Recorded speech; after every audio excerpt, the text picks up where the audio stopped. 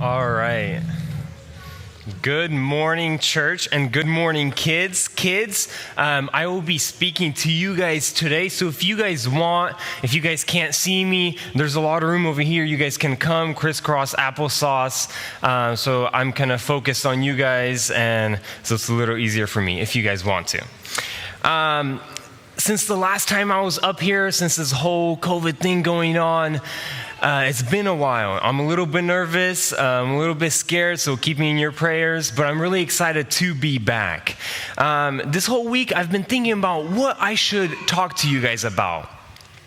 And I've been thinking about different stories, but then I just put myself in your guys' shoes, little Tim.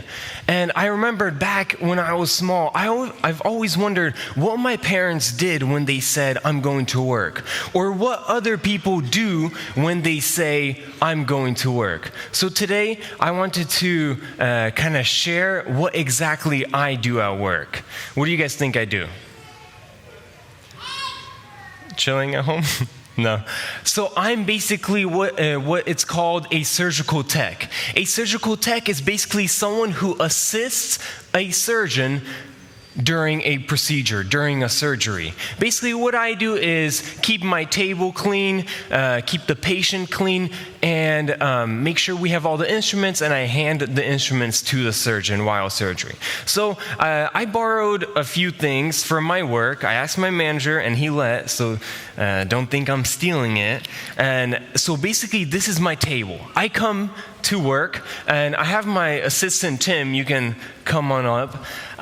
Just to kind of speed the process, I already dressed him up. He's sterile. You can kind of stand here for a little. So I come into work, right? 6 a.m. Monday morning, I go up to the schedule. I see what room I will be, what doctor I will be working with, and then I go to the room. I get everything. I open the pack. So remember, outside, my hands are dirty, right? And the outside of this pack is dirty, but what's inside is 100% clean. It's sterile. What does the word sterile mean? No bacteria. It went through a process where it really cleans what's inside.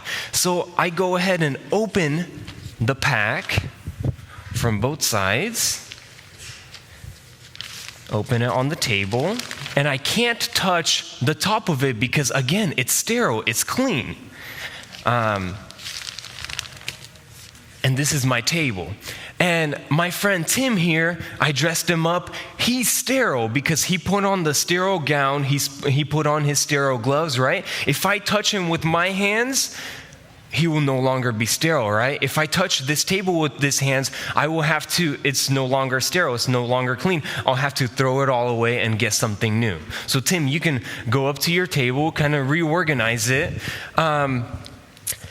and go on with our surgery. So that's a little about what I do at work. And now, aside from work, I want to talk about the Bible. Today, my main topic will be guarding your heart. So let's pretend this whole clean table is when God gave you a new life. When each and every one of you was born, He gave you a new life. And in the center of it, Tim, you can show them the heart. He gave you a pure, clean heart. You can turn the other side, and the paint came off a little bit.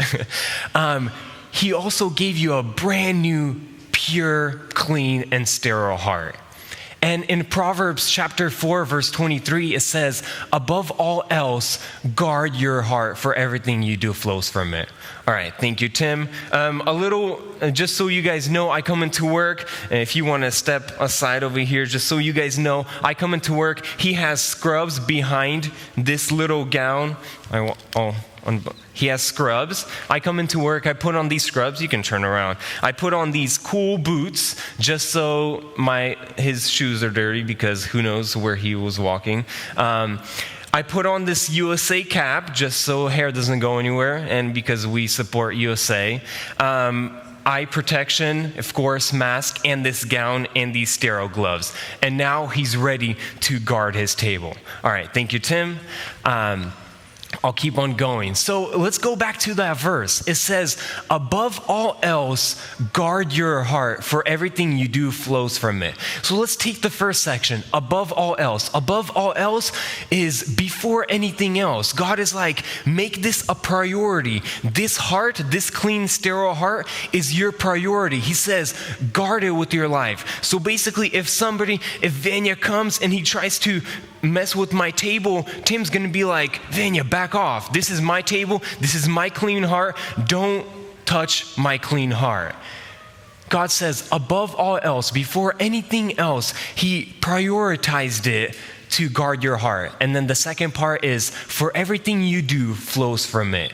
Depending how good you keep your heart clean, that's what will flow out of you whenever you're talking to friends, family, parents, at your job, wherever you are. A few little facts about the heart that Google helped me. It's the most important muscle in your body. It also beats around 100,000 times each day, and it pumps around 3,600 gallons of blood through 75,000 miles of little blood vessels that go alongside your body just to keep you going, just to keep you alive. In the whole Bible, the heart is mentioned 601 times.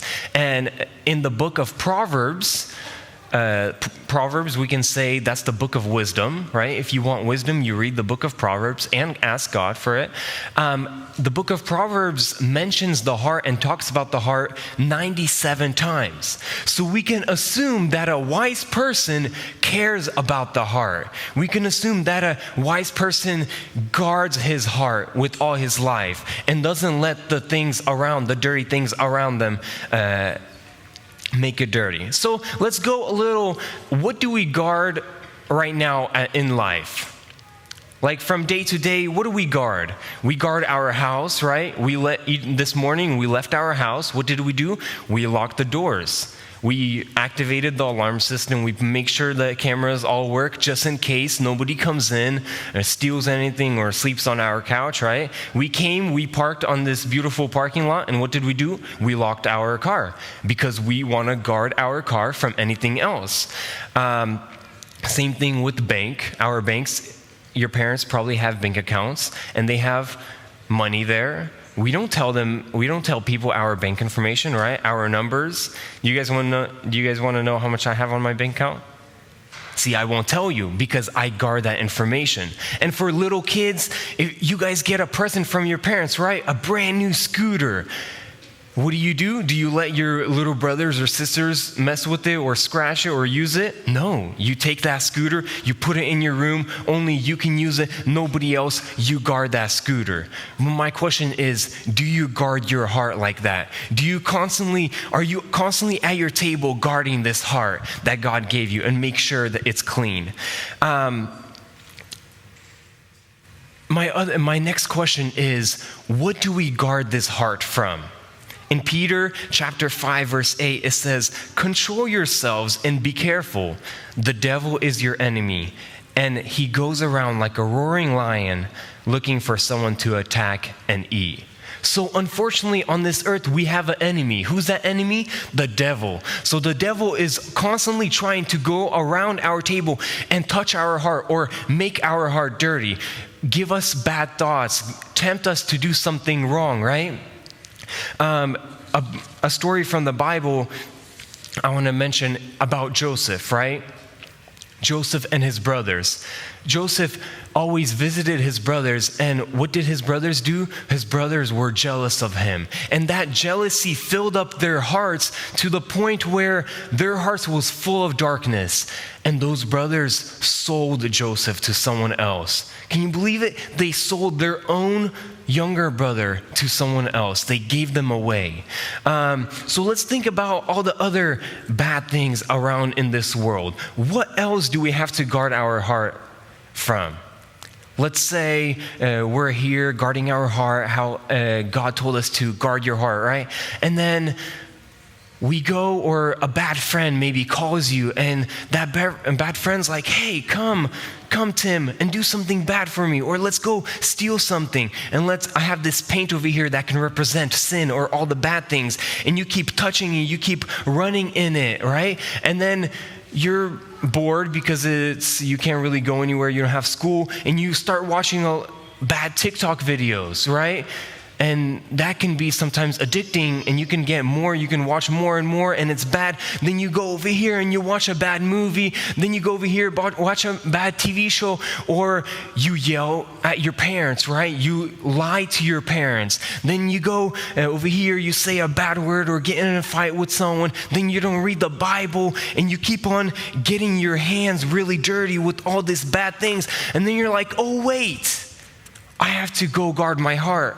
And then you go back to your heart, you start to guard it, and then sooner or later your heart becomes all dark because you've been filled all that darkness. The devil tempted you to do all that bad stuff, and soon your clean heart that God gave you becomes all dark.